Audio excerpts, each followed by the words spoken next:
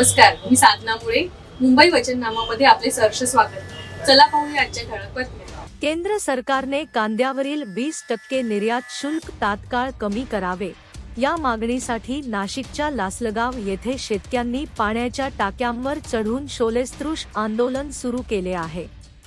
लासलगाव कृषी उत्पन्न बाजार समितीत असलेल्या पाण्याच्या टाकीवर 10 ते 20 शेतकऱ्यांनी चढून आंदोलन सुरू केले आहे. या विरोधामुळे काही काळ लिलाव थांबवण्यात आले असून पोलीस घटनास्थळी पोहोचले असून आंदोलकांची समजूत काढण्याचे प्रयत्न सुरू आहेत.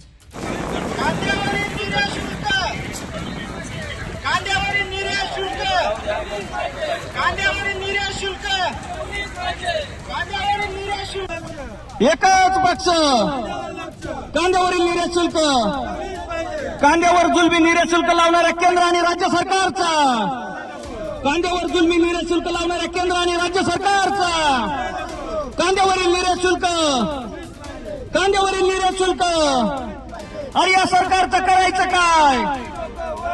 अरे या सरकारचं करायचं काय?